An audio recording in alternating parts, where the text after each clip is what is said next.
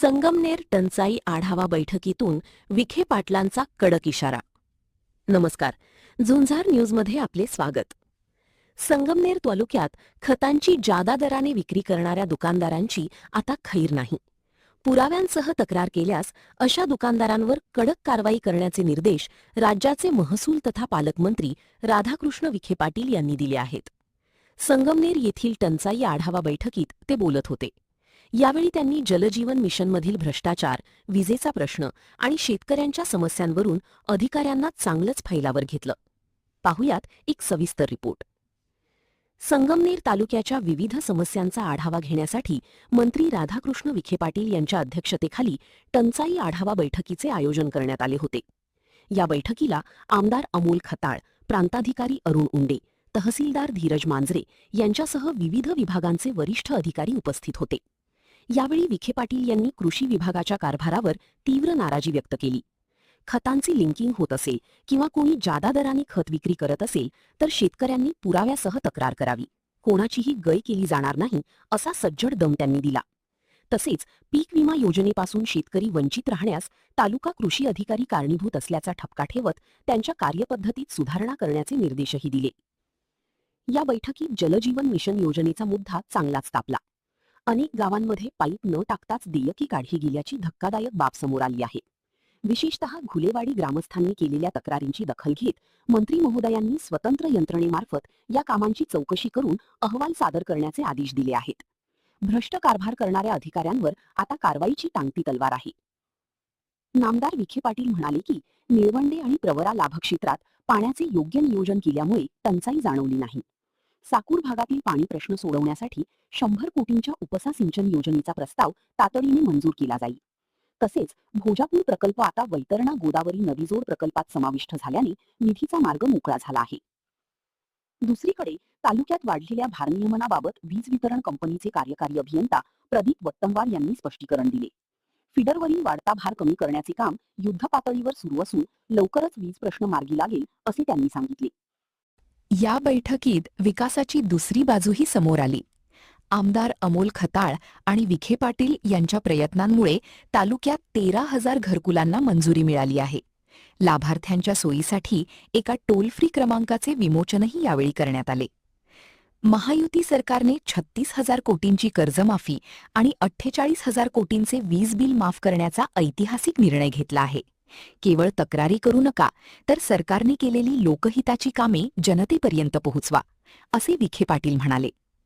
एकूणच संगमनेरच्या या बैठकीत विखे पाटलांनी प्रशासकीय त्रुटींवर बोट ठेवत विकास कामांना गती देण्याचा प्रयत्न केला आहे.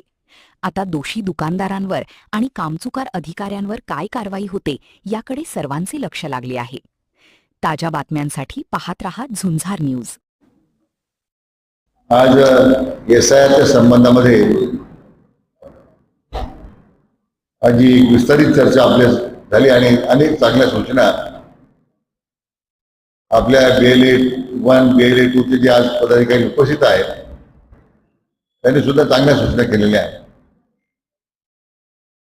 खरं म्हणजे भारतीय निवडणूक आयोगानं ही पहिल्यांदाच एवढ्या मोठ्या प्रमाणामध्ये सर्वेक्षणाची मोहीम हाती घेतलेली आहे, ज्यामध्ये बोगस मतदान असेल, आपल्या देशात घुसखोरी करणाऱ्या लोकांनी मतदानाचा त्या ठिकाणी अधिकार प्राप्त केला असेल, दुबार मतदान असेल, ग्रामपंचायतीकडे मतदान आहे, नगरपालिकेकडे मतदान आहे, असे अनेक वेगवेगळे संदर्भ आहेत. आणि त्याला 2002 मला वाटतं बरोबर 2च्या मतदार यादीचा आधार घेतला का. आता हे BLO जातात, BLOच्या तक्रारी आहेत, मग काही लोक खासगी ठिकाणी बसतात, वेगवेगळ्या कार्यालयात जाऊन बसतात. अभिप्रेत आहे की तरी घरोघर जावं. आणि जो व्हेरिफिकेशनचा फॉर्म नंबर 8 आहे त्याची लोकांना अजून कल्पना नाही. मला वाटतं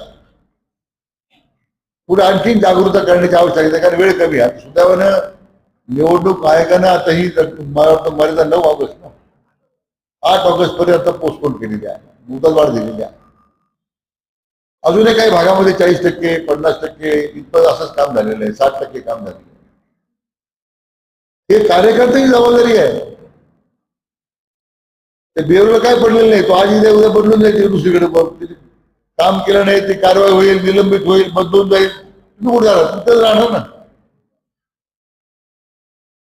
तर तुम्ही तिथंच राहणार आहे. उद्या तुमच्या गावाच्या मतदाराचं जर व्यवस्थित झालं नाही तर उद्या तुम्हाला त्या अडचणी आहे. हे तुम्ही लक्षात. हे काय आपण बेलेवा नेमलाय आणि बेला नेमलाय आणि तो पाहिल काय करायचं त्याचं काय पण नाही. आता बेला म्हणतात आम्ही कशा करता करायचं, आम्हाला मानधनच नाही. अशी काही तक्रार आहे का तो मानधन मला द्यावं म्हणून?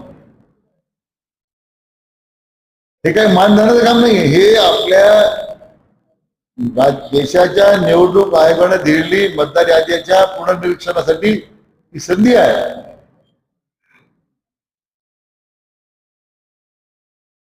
आणि त्या दृष्टीने मला वाटतं सगळ्या आपल्या लोकांनी अतिशय गांभीर्याने विचार करत त्याच्यामध्ये आपण या मतदाराच्या नोंदणीबद्दल विशेष लक्ष घातलं पाहिजे अशी आपल्याला विनंती आहे.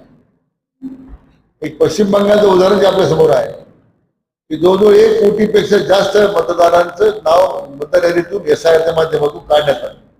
हे फक्त बांगलादेशी लोक सगळे बांगलादेशी घुसखोरांनी त्या पश्चिम बंगालचा ताबा घेतला. आज त्याचे नाव काढल्याबरोबर त्या पश्चिम बंगालच्या जनतेनं आज आदरणीय प्रधानमंत्री नरेंद्र मोदीजी यांच्या नेतृत्वावर भरभरून त्या ठिकाणी विश्वास व्यक्त केला. सर्वाधिक जागा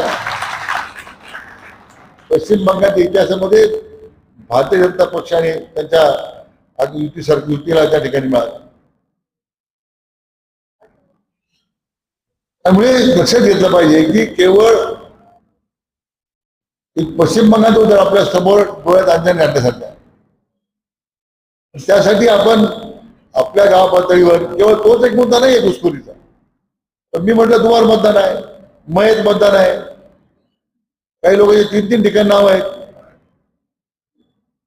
हे सगळं बारकाईने तुम्ही पाहण्याची आवश्यकता आहे.